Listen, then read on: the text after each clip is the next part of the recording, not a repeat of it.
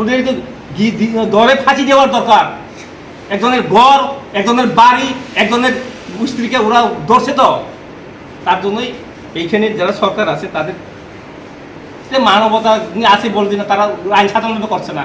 তার জন্য আমি প্রশাসন, পুলিশ প্রশাসনকে আমি অনুরোধ করছি, তোমরা শক্ত হও। रिपाब्लिकान पार्टी ऑफ इंडिया नि बखाक्तै कक तिसालो आगरतला प्रेस क्लब काisa kokthum panda songjaka o kokthum panda phaimanjaka state committee आदं हासे काशकु सत्यजित दास काशकु अनंत देबबर्मा जितेन देबबर्मा आकर्षण kokthumnaroni bwskango हासे काशकु साका रिपाब्लिकान पार्टी ऑफ इंडिया सालगिसानि yagulono tongko sangdukurongni kwbangma sanmungtei manthaironno tui block बेदनि सिमि जेंगै हांखर बेदको कक सालायनाय आबनि लगे तेबर साका त्रिपुरा क्रिकेट एसोसिएशननि जे पार्टीमुलक पार्टीका आब्रतै सेजामुं फुनुका ते kokthumnai rongni sangmungo phirok mungraka RBI नि काशकु अनंत देबबर्मा बसाका त्रिपुरा मथा ग्रेटर त्रिपुरा लैंड सानमुंनो तुये TTADCO काई थामचिदक आमचाइनो तुये ग्रेटर त्रिपुरा लैंड ओंना नांगो। সমস্ত সাংবাদিক বন্ধুদেরকে রিপাবলিকান পার্টি অফ ইন্ডিয়া আর্থোলজির তরফ থেকে অভিনন্দন জানাচ্ছি। আপনারা এখানে উপস্থিত আছেন।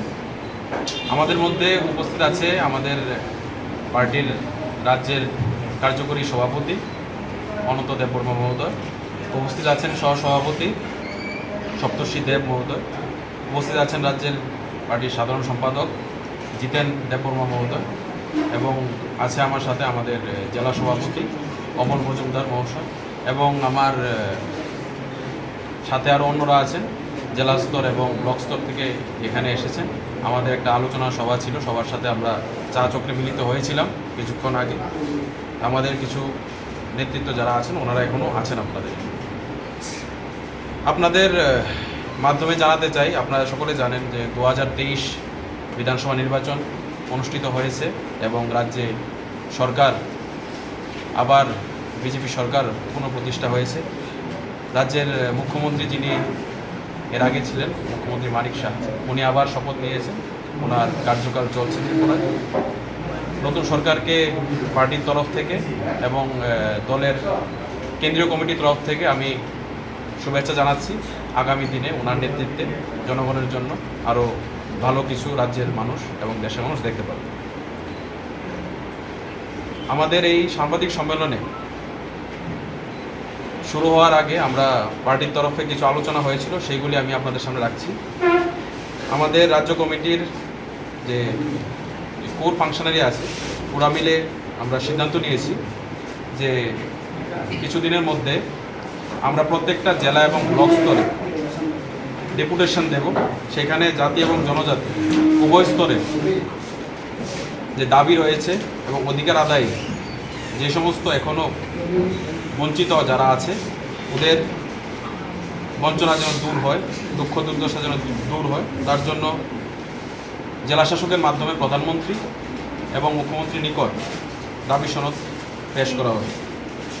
এর পাশাপাশি আমি আপনাদেরকে জানাতে চাই যে আপনারা সবাই জানেন কিছুদিন ধরে আমরা বিভিন্ন সোশ্যাল মিডিয়া থেকে শুরু করে সংবাদ মাধ্যমে আমরা দেখতে পাচ্ছি TCA ত্রিপুরা ক্রিকেট অ্যাসোসিয়েশন সেটা নিয়ে বিভিন্নভাবে অচল অবস্থা চলছে। খেলোয়াড়দের ভবিষ্যতের কথা মাথায় রেখে আমি বলতে চাই যে এই অচল অবস্থা কাটাতে যেন রাজ্যের যারা সভাপতি সম্পন্ন ব্যক্তিত্বরা আছেন ওনারা যেন এগিয়ে আসেন এবং TCAর অচল অবস্থা কাটিয়ে ছাত্রছাত্রীদের যেন যারা আছে খেলাধুলা করছে ওদের যেন ভবিষ্যৎ যেন আরও ভালো হয় সেটা যেন ওরা দেখে। আর এই বিষয়টি নিয়ে আমি কেন্দ্রীয় মন্ত্রী যিনি আছেন আমাদের রামদাস আঠাওয়ালে সাহেব, ওনার সাথে কথা হয়েছে। BCCI-এর যিনি সভাপতি আছেন ওনাকে আমরা কিছুদিনের মধ্যে মন্ত্রী মারফত আমরা কোঅর্ডিনেট করব এবং প্রয়োজনে যিনি অনুরাগ ঠাকুর আছেন মাননীয় কেন্দ্রীয় মন্ত্রী স্পোর্টস অ্যান্ড ইউথ অ্যাফেয়ার্স ওনার সাথেও কথাবার্তা বলার চেষ্টা করব। কারণ এটার সাথে রাজ্যের আগামী প্রজন্মের অনেক খেলোয়াড়রা জড়িত আছে যারা দেশের মধ্যে ত্রিপুরার নাম উজ্জ্বল করতে পারে। আমার বক্তব্য এখানে আমি রাখছি, আর বাকিটা আলোচনা করবে বাংলাতে অনন্ত দেববর্মা। আমি বলবো ভুল পথে হাঁটাচ্ছে এরকম বলবো না, কারণ আমরা কিছুদিন দেখেছি তারা 3 মাসের মধ্যে 6 মাসের মধ্যে 10 মাসের মধ্যে পদ করে ক্ষমতা এসে তারা MLA 13টা তো নিয়ে এসেছেন। কারণ অনেক দিন সিপিএম এবং কংগ্রেস এবং বিজেপিও এই বাউতাবাজি দেওয়ার কারণেই মহারাজকে ওরা বিশ্বাস করে। কারণ এখন মহারাজই একজন যেটি ঠিকভাবে পরিচালনা করছে।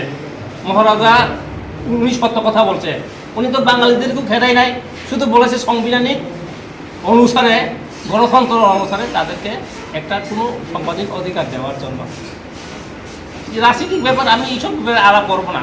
না, আপনি কি এই বিষয়টা সাপোর্ট করেন? এই যে মহারাজা গ্রেটার ত্রিপুরাল্যান্ড বলছে, আপনাদের জোট শরিক রাজ্য সরকার তারা এই বিষয়টা মানছে না, গ্রেটার ত্রিপুরাল্যান্ডকে তারা কেন্দ্র পর্যন্ত এই বিষয়টা মানছে না, আপনারা জোট শরিকে রয়েছেন, আপনারা কি এই বিষয়টা মানেন? আমাদের আথাওয়ালে যে আমাদের সঙ্গে যখন আমি যখন পিওয়াই দিয়েছিলাম তখন আমাদের আবহাওয়া আমাকে লিখিতভাবে দিয়েছেন, আমি তোমাদের যে 44টা দাবি এবং ত্রিপুরাল্যান্ড আমি অ্যাকসেপ্ট করছি, আমাকে চিঠি দিচ্ছ।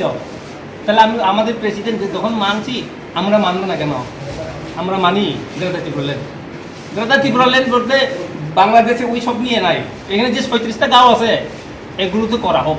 বিভিন্ন জায়গায় যাচ্ছে ত্রিপুরা মাথা থেকে দল না, ত্রিপুরার মাথাতে অনেকগুলো উশৃঙ্খল ছেলে আছে, এইগুলো ঠিক না। তারা নিজের হাতের তুলে, আমি মনের মধ্যে রাজার সঙ্গে কথা হয়, চেয়ারম্যানের সঙ্গেও কথা হয়, এইগুলো করা ঠিক না, এরপরে বন্ধ হয়ে যায়। কিছুগুলো উশৃঙ্খল এগুলোকে সরকার প্রশ্রয় দিচ্ছে কেন? ওদেরকে দরে ফাঁসি দেওয়ার দরকার। একজনের ঘর, একজনের বাড়ি, একজনের স্ত্রীকে ওরা ধরছে তো, তার জন্যই এইখানে যারা সরকার আছে তাদের মানবতা আছে বলছি না, তারা আইন শাসন করছে না। তার জন্য আমি পুলিশ প্রশাসনকে আমি অনুরোধ করছি, তোমরা শক্ত হও। মণিপুরের যে ঘটনা আমি ঘৃণা করি, ওইখানে যে আমাদের পুলিশের সামনে মহিলাকে তুলে নিয়েছে, এটা কি ঠিক? তার জন্য পুলিশ যারা আছে তাদেরকে জেলে দেওয়া দরকার। আমরা পিইউআইএফসি এবং রিপাবলিকান পার্টি অফ ইন্ডিয়ার তরফ থেকে এই মণিপুরের যে ঘটনা নিয়ে আমরা ঘৃণা এবং একদম আমরা কি বলবো, বাসা একজন উলঙ্গভাবে রাস্তার মধ্যে নিয়ে গেছে, এটা কি হচ্ছে? মণিপুরের যে প্রাইম মিনিস্টার, মুখ্যমন্ত্রী পদত্যাগ করা দরকার।